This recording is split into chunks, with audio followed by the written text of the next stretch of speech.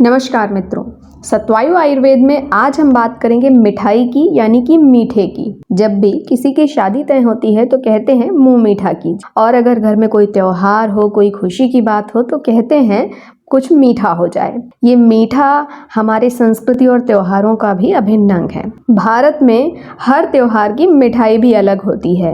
मकर संक्रांति पे तिल के लड्डू खाए जाते हैं, तो होली पर गुजिया, रक्षाबंधन पर घेवर, तो ईद में सिवैयाँ और दिवाली पर तो मिठाइयों की बाढ़ ही आ जाती है। मिठाइयाँ या मीठा खाना कितना सही है और कितना गलत?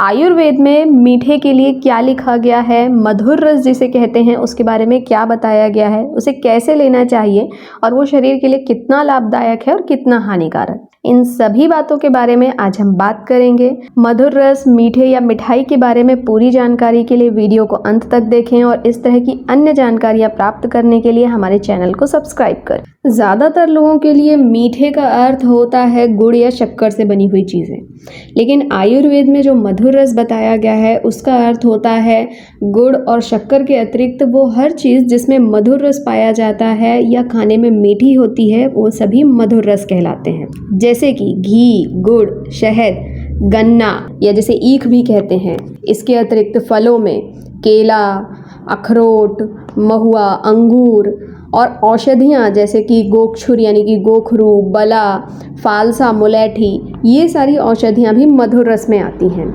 इसलिए मीठा दो प्रकार का होता है। एक तो प्राकृतिक रूप से मीठी चीज़ें यानी कि नेचुरल स्वीट्स और नेचुरल स्वीटनर्स जैसे कि घी, शहद, केला, महुआ, अंगूर, फालसा, मुलैठी, ये सारी चीज़ें।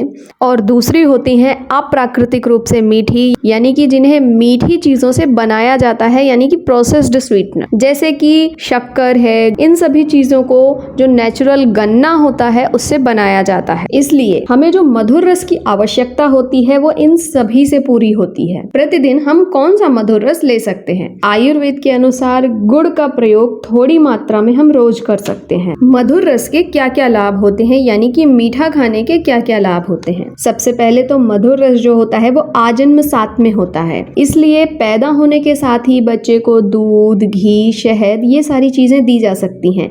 जबकि नमक या फिर खट्टा या तीखा ये सारे रस जो होते हैं वो उन्हें बाद में चटाए जाते हैं, बाद में उनको इंट्रोड्यूस किए जाते हैं। इसलिए जो मधुर रस होता है वो आजन्म साथ में होता है। जन्म से ही शरीर उसको एक्सेप्ट कर सकता है, साथ में कर सकता है। इसके अलावा जो शरीर की सारी धातुएं होती हैं, रस, रक्त, मांस, मेद, अस्थि, मज्जा, शुक्र, मतलब कि जो हमारा पूरा शरीर बनता है उन सभी धातुओं को बढ़ाने वाला होता है। धातुनम अभिवर्धनम होता है, धातुओं के लिए बल्य होता है। इसके अतिरिक्त जो हमारी सारी इंद्रियां होती हैं यानी कि हमारे आँख, नाक, कान, इन सभी को प्रसन्न करता है, मतलब इन सभी का पोषण भी ये करता है। मधुर रस बल वर्णकर होता है यानी कि बल और रंग को बढ़ाने वाला होता है। ये बच्चों में और वृद्ध में विशेष रूप से खाना ही चाहिए। इसके अलावा जो लोग बहुत ज्यादा रास्ता चल के आए हैं, थके हुए हैं, जिनका शरीर बहुत कमज़ोर हो गया है, छत छीण लोगों को,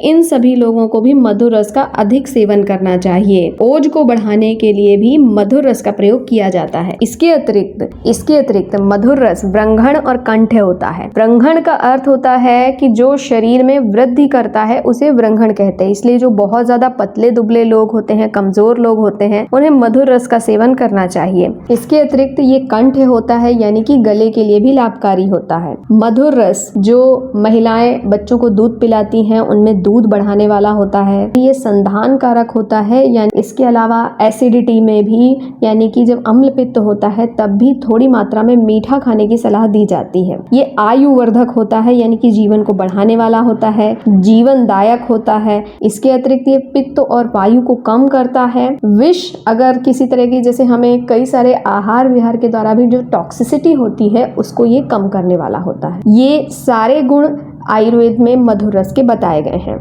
इसके अतिरिक्त मधुर रस के अति सेवन से कुछ नुकसान भी होते हैं, कुछ हानियां होती हैं, इसलिए मधुर रस का अति सेवन नहीं करना चाहिए। जैसे कि मधुर रस का अति सेवन करने से स्थूलता आती है, यानी कि मोटापा बढ़ता है, ओबेसिटी होती है। इसके अलावा जो मधुर रस होता है वो पचने में गुरु होता है, यानी कि अधिक समय लगाता है और अधिक ऊर्जा लेता है। इसलिए अगर मधुर रस का अधिक सेवन किया जाता है तो अग्निमांद हो जाता है, यानी कि खाना पचाने की शक्ति कम होती है। पूरे शरीर की जो मेटाबॉलिज्म होती है, चयापचय होती है, वो भी कम होती है और लो मेटाबॉलिज्म होने के चांसेस रहते हैं। मधुर रस का सेवन डायबिटीज के होने के कारण में भी बताया गया है। इसके अलावा मधुर रस का अति सेवन करने की वजह से शरीर में जगह जगह फैटी डिपोजिशन यानी कि कफ की गांठें बन सकती हैं, जैसे कि गंडमाला यानी कि गले में, या फिर सिस्ट होना जगह जगह, ये सारी चीजें जो है हो सकती हैं। इसलिए अति मात्रा में मधुर रस का सेवन नहीं करना चाहिए। गुड़ स्वभाव से गर्म होता है, जबकि उसकी अपेक्षा चीनी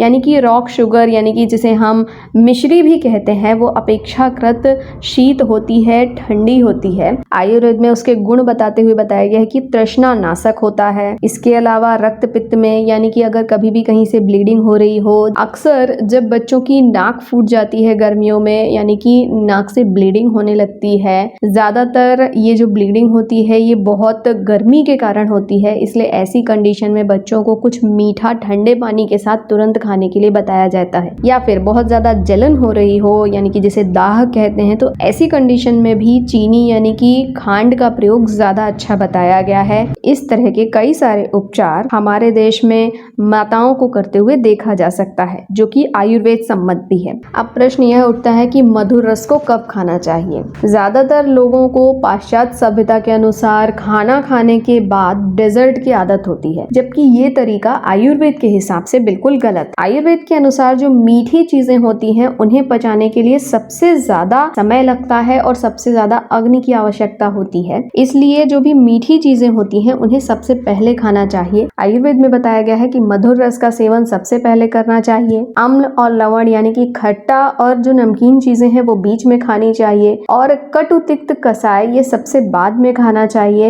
यानी कि जो तीखी और कड़वी चीजें होती हैं वो सबसे बाद में खानी चाहिए।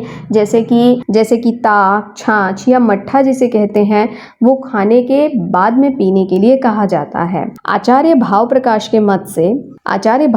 के अनुसार अगर आपने बहुत ज़्यादा स्पाइसी, तीखा या मसालेदार खाना खाया है तो आप खाने के बाद भी थोड़ी मात्रा में जो जलन होती है उससे बचने के लिए मधुर रस का सेवन कर सकते हैं। यही कारण है कि खाने के बाद अक्सर सौंफ और शक्कर का कॉम्बिनेशन दिया जाता है, यानी कि मुखवास दिया जाता है। ये मुखवास जितना मीठा खाने के बाद पर्याप्त होता है, लेकिन खाने के बाद मुख्य रूप से मिठाई, खीर, चॉकलेट या आइसक्रीम खाना किसी भी प्रकार से आयुर्वेद सम्मत नहीं है। अब प्रश्न यह उठता है कि जब आयुर्वेद में मीठा खाने के लिए बताया गया है, मधुर रस के सेवन के लिए बताया गया है, तो ये भ्रम क्यों फैलाए जाते हैं कि मधुर रस का सेवन करने से बीमारियां हो जाएंगी या मधुर रस का सेवन बिल्कुल नहीं करना चाहिए। तो सबसे पहले तो कभी भी अति मात्रा में किसी भी रस का सेवन करना शरीर के लिए हानिकारक ही होता है। इसलिए मधुर रस के बहुत लाभदायक होने के बाद भी अगर अति मात्रा में मधुर रस का सेवन किया जाता है तो वो हानिकारक होता है। बहुत थोड़ी मात्रा में ही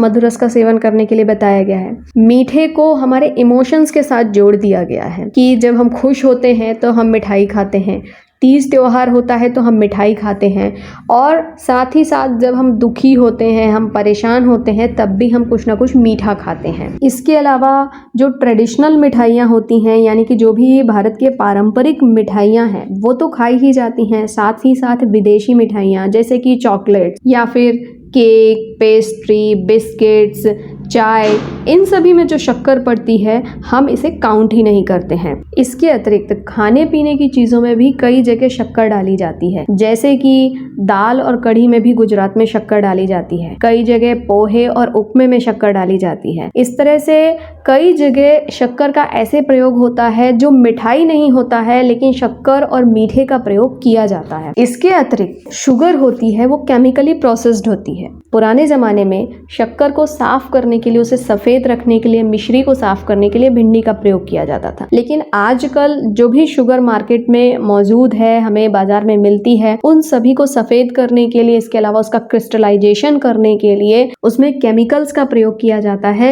जिसके कारण वो हमारे शरीर के लिए हानिकारक हो जाती है। इसलिए आयुर्वेद के दृष्टिकोण को अगर ध्यान में रखते हुए मधुर रस का प्रयोग अपने भोजन में किया जाए तो गर्मियों में हमें खांड का यानी कि खड़ी शक्कर का प्रयोग करना चाहिए, मिश्री का प्रयोग करना चाहिए जिसे रॉक शुगर कहा जाता है। ठंडियों में गुड़ का प्रयोग करना चाहिए। इसके अतिरिक्त मीठे के जो नेचुरल सोर्सेज होते हैं जैसे कि दूध है, फल है, इन सब का प्रयोग ज़्यादा करना चाहिए बजाय कि प्रोसेस्ड शुगर के, यानी कि जो अप्राकृतिक रूप से बनाए गए मीठे होते हैं। इसके अतिरिक्त जो हमारा मन और शरीर होता है वो भोजन के द्वारा ही बनता है, जो हम आहार लेते हैं उसके रस से ही बनता है। इसलिए हमें अपना आहार भावनात्मक रूप से नहीं देखना चाहिए बल्कि विचार करके कि क्या हमारे लिए सही है और क्या हमारे लिए गलत और कितनी मात्रा में खाना चाहिए, उसी तरह से हमें मधुर रस का प्रयोग करना चाहिए। इसलिए मुंह मीठा कीजिए पर ध्यान से, उचित आहार लीजिए, स्वस्थ रहिए, निरोगी रहिए। धन्यवाद। अपने प्रश्नों के लिए और आयुर्वेद के विषयों के बारे में और जानकारी प्राप्त करने के लिए हमें ज़रूर लिखें